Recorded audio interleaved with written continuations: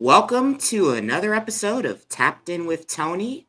Today's guest is the founder and creator of NEOZone High School Sports, Billy Kosco.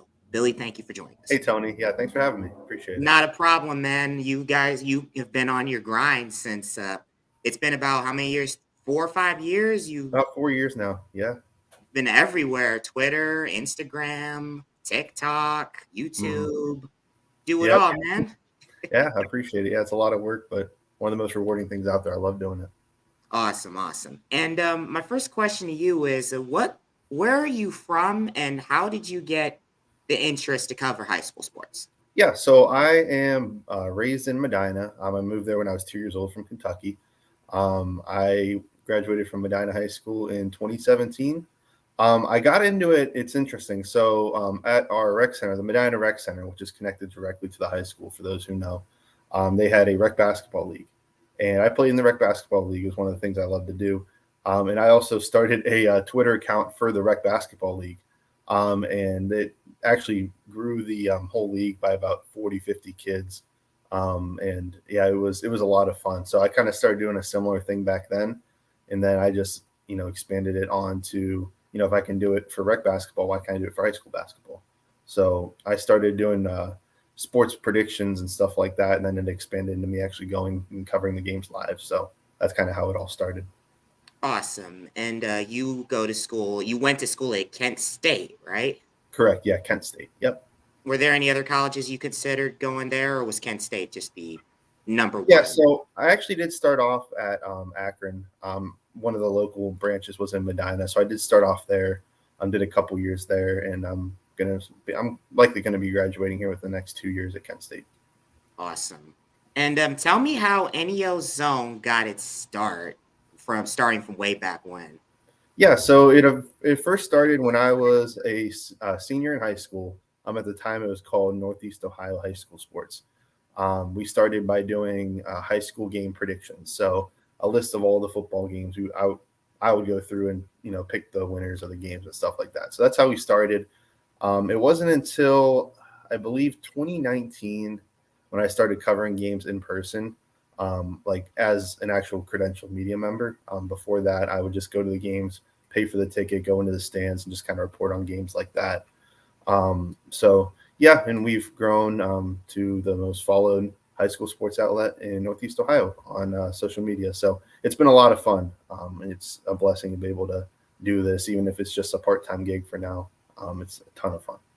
Oh yeah, like there's nothing better than being a content creator, especially for high school sports, because you get to Mhm. go wherever you want. You'll be in Youngstown one day, and then you'll be in Elyria the next. It's Mhm. all part of the fun. Yeah, get to meet a lot of great kids, a lot of great coaches. It's yeah, a ton of fun. And how did the pandemic impact you guys sports coverage wise? Because the state semifinals for girls basketball and the regional finals for the boys basketball team ended up being Mhm. postponed and then evident then canceled. Yeah, it's one of those days I'll never forget. So I remember it was the like you said in the regionals. It was at Cleveland State. I was covering. I think it was Medina, Menor, and I think Shaker was there as well. And that was the same night that Gobert tested positive for the COVID, and they shut down the NBA. So that news broke during the second game of that regionals, and it was one of those things where it's like there's not really a chance that we're going to finish this up, and you kind of knew it at the time. And yeah, going through the pandemic, yeah, it was definitely interesting. The lack of fans took away a lot of it, but it was challenging sometimes trying to get out to the games. I did have a COVID for a brief period of time and had some complications after that. So the 2021 basketball season I had to miss a little bit of, but yeah, we're past that now, luckily, and yeah, looking forward to seeing more fans in the stands as we continue to move out of this whole thing. Oh yeah. You started your coverage basically Medina County. You expanded a little bit. I saw some highlights from Wayne County, and then in all surrounding counties. So Mhm. tell me how that all went, and tell me about the you ran a poll for most most spirited student section during the pandemic. Mhm. Tell me about that. Yeah, that was one of the things that we tried to do to keep engagement up while things were, kind of laying low. But yeah, we started off in Medina County. Obviously, those were the schools that were closest to me at the time, and we just kind of kept building and building out until we cover everybody from Conneaut all the way down to Wayne County, Youngstown. So it's really cool. One of my favorite things is seeing all the different stadiums, meeting all the different people at these different communities. So yeah, putting together that pool with the best student section was a lot of fun. And this offseason, we'll have a little competition for the best logo in Northeast Ohio. So I like doing those little things during the offseason to keep people engaged and, just keep them on their toes, I guess. Awesome. And I know you say you covered high school basketball. I know you've seen some like really great plays. I remember that you messaged me and told me that Corey Tripp had a huge dunk, former Medina grad who was at Wofford, and Mhm. got some other like really great plays even during the that basketball time when there was not a lot of fans. So how did that help you guys grow, especially during the pandemic when student sections by and large weren't allowed to go to games? Yeah, for sure. So during the pandemic, obviously, a lot of people weren't able to go because of all the restrictions and things like that at the games. So being able to post these highlights, because for most of the games, I was allowed to cover them still. Being able to post some of these highlights. One of them was at Euclid High School, a juggling catch that went on to ESPN and stuff like that. So that definitely helped us grow a little bit. Seeing the different parts of the action that some of the outside couldn't see. So yeah, it was like I said, a challenging time, but it had its benefits as well. Coming out in the end. Great. And you guys do a really great job, especially like when you open up that coverage level, then people see, oh, there's Smithville, there's Wayndale, schools people probably would never really have heard of until you guys Right. went on cover game. Yeah. Yeah. We try to give the same coverage to the Menners, the Ignatius, Medina, schools like that, as we do to Dalton or the Youngstown schools. Some of the ones that might not be a traditional Northeast Ohio powerhouse school. We just try to give them equal coverage, so all the kids get an opportunity to be in the spotlight. And that's the best thing about it. It's when you get the more you expand, the more coverage there is, and that's just really great. Like the smaller kids, sometimes you never know when that highlight could end up leading to that player getting a scholarship somewhere or For ending sure. up on even the local news in the area. Like this guy made a great catch, and it's on the local station on Friday Night Touchdown or Hmm. ESPN even. Yeah, for sure. How was it like getting to cover the state championship in 2020 during that Oh whole yeah, year? back in 2020. That was at Massillon, I believe. That was the one in Massillon, I think. All the years kind of blend together eventually, but yeah, no, that was definitely interesting. They did actually allow some fans there, and it actually ended up being pretty full on both sides. I mean, it wasn't the traditional crowd in the traditional setting at Canton McKinley. But yeah, it was still a lot of fun. There was still some decent showing from the community, and yeah, it was definitely it was interesting. There's a lot of people that would like to see Massillon host at least some of the smaller school games, and I wouldn't be totally opposed to that. It's a great venue, obviously rich tradition. So that was one of the better parts of that year was being able to see the games at Massillon for a year. Gotcha. And I know you've also covered your share of rivalry games, covered Salem and West Branch over the years, covered McKinley Massillon, Ed's Massillon. Believe you covered the Holy War. Believe I saw you at the Holy War Yeah. Hmm. last year. So what would you say is your most favorite part about covering the rivalry games? Like most notably, let's say high school football. What's your favorite part about covering high school football? Oh, it's easily seeing the turnout of the fans in the student section. Like walking into the gate for the first kickoff and just feeling the electricity, and it's just a ton of fun. They always pack the house. So many great rivalry games in Northeast Ohio. It's a shame we won't be seeing Hoban and St. V, at least for the time being, because that was one of the more fun ones in the area. But yeah, the ones that we have are always really strong, and my favorite part's definitely seeing the community turnout. I would have to agree with you 100%. Like when everyone's there, it makes it feel like a huge event. I remember in 2021 covering the home opener with Aurora and Euclid. I was really happy to see like, oh, there's full stands again. Yeah, Last year. yeah, right, for sure. And I know you've covered your share of basketball, so you've covered a lot of showcases. How does that go? What's your favorite part about covering the showcases, like the Chet Mason Invitational, the one where Mikey Williams, the Memphis commit, came up to Northeast Ohio?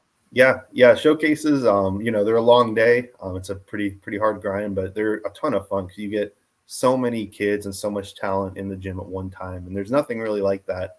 They're starting to come out with some more football showcases, but as far as basketball goes, that's probably the closest you get to having all that talent in one room. So, yeah, it's a lot of fun. Seeing Mikey going up against Northeast Ohio was pretty cool. So yeah, those showcases are a lot of fun. They treat me great. Off the top of my head, Chet Mason Invitational, Sonny's event over at Garfield Heights. I'm up in Berkshire. They have an event that I attended last year. So yeah, they're always great. It's awesome to be able to cover these events for sure. Absolutely. I cover that's definitely on my bucket list to cover the event in Berkshire. I heard they got a new Mhm. gym and Yeah, yeah. I haven't gotten to see the new gym in person, but I've seen pictures and it looks like one of the best in the area, hands down. take me through this past year of just coverage in general with football and basketball. What would you say are some of the the most standout moments from either football, basketball, or both? Yeah, lots of great moments. One of my favorite from this past year recently, Hoban winning the title. Seeing them go from, early in the season, we knew that they were pretty good, but I feel like they were underrated a lot of the year. And seeing them make this run through, I mean, some of the top teams in the area and then taking down Mr. Basketball in the championship, that was really fun to see, especially with Coach Griffith and his son Andrew getting to hug during the end of the game. That was one of my highlight moments for sure. As far as football goes, seeing all the different Northeast Ohio teams in the state title game, it's really cool to see the whole state flock to Canton for that because basketball is down in Dayton. The different sports are in different areas, but to have Northeast Ohio teams playing in Northeast Ohio for that title game is another really cool thing. Awesome. And what would you say? What would you say are some of your favorite games that you've covered thus far? Oh man, so that West Branch Salem game a couple years ago, that was a ton of fun. It was, I believe, 42-35 or something in that range, an overtime game, one of the biggest rivalries in our area. And that was definitely up there for sure. Another football game, I'd have to go with St. Edwards and Massillon from this past year. That big upset game where Massillon, they scored a touchdown Hail Mary at the end of the game to take down Eds, which as far as regular season games go, is probably one of the biggest wins of the history of their program. Going back a little further back, there's been so many so many great ones. It's hard to go into it. I've covered hundreds of games over the years, so those are a couple of the ones that stand out. Every once in a while, I'll kind of go back on my YouTube and just watch through older games and just reminisce because there's some great games in the area. Absolutely. Absolutely. It's just like when you get older and you look back at all these games, like I had a hand in like helping to make memories for these student athletes in their Mhm. communities. For sure. Really Yeah, great deal. I like to save some of the lanyards and things like along the way, some of the memorabilia you get from covering the games. And I know someday I'm going to look back at it and be like, yeah, this was really cool. And I notice you are also on TikTok and Instagram and YouTube. How's the growth been for those channels? I know you've been trying to like expand your coverage with the or with in with also Twitter as well, because Mhm. Twitter you have over 28,000 followers. You say you were one of the most followed accounts as Yeah, far as sports for Northeast Ohio. for sure. Yeah, Twitter's always been one of it has been the biggest platform that we use. I'm consistent with. We did start an Instagram account within the last year. YouTube we've had for a couple of years, and TikTok we've had for about a year and a half as well. Growth has been great on those. If I had a little more time to dedicate to all four, I think we could grow a little bit more.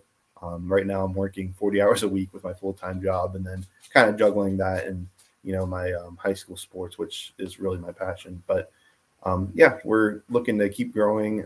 Planning on having a website out by the next football season. So that's something else to look forward to for sure. Wow, because I know you've been very hard at work. You've covered upwards of 40 some basketball games a year, and you guys are on so many platforms. Hmm.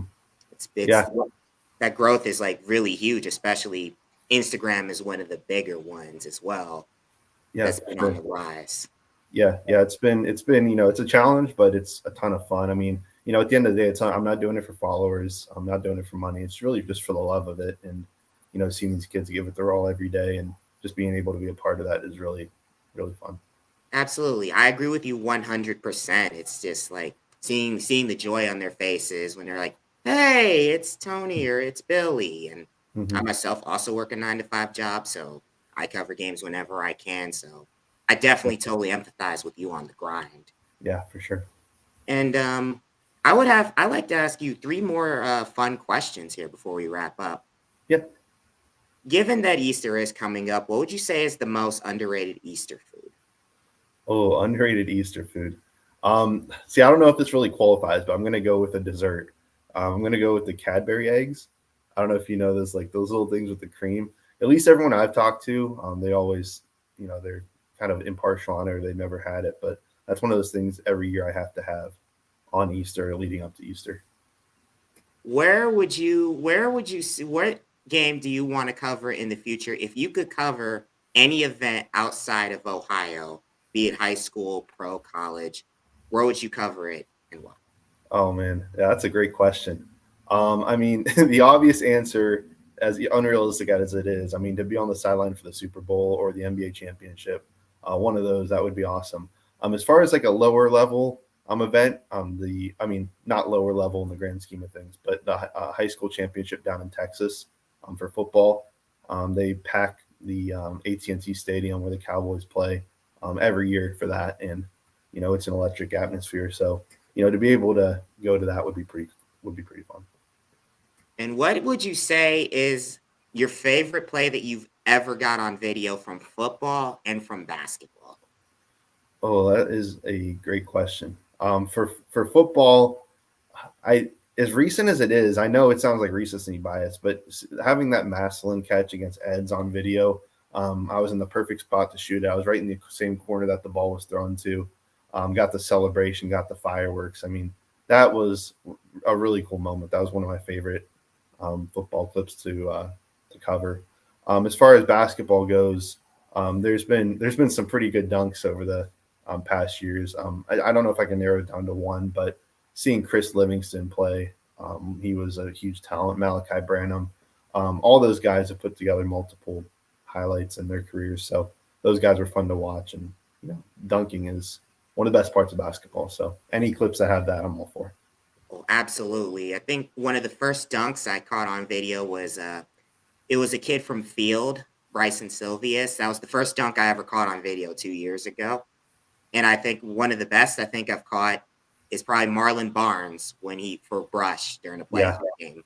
yeah, Marlon's a beast.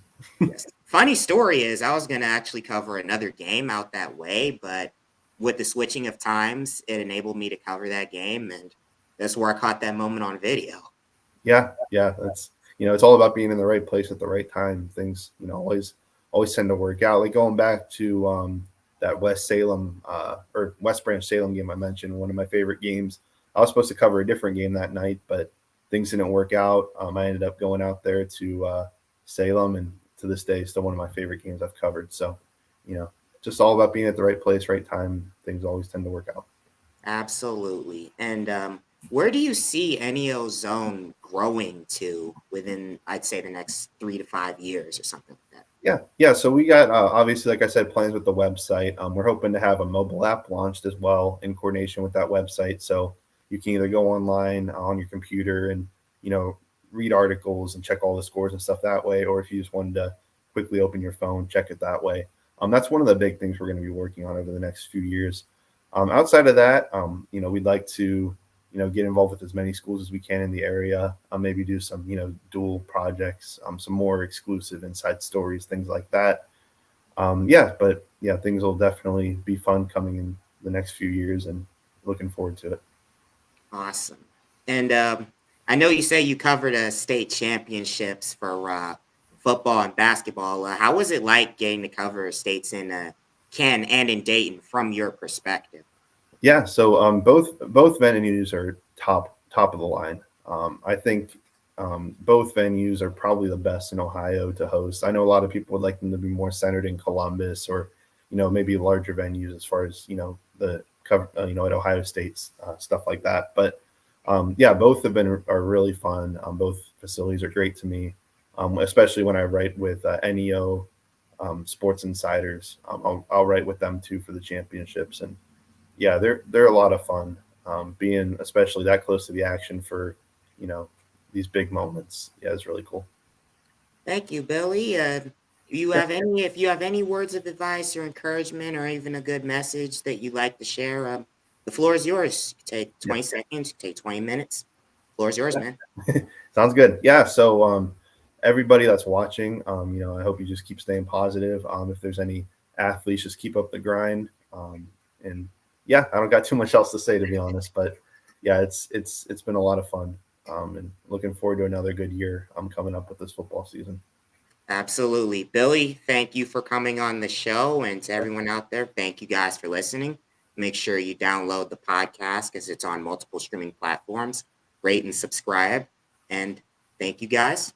Have a great day. Yeah, thanks guys.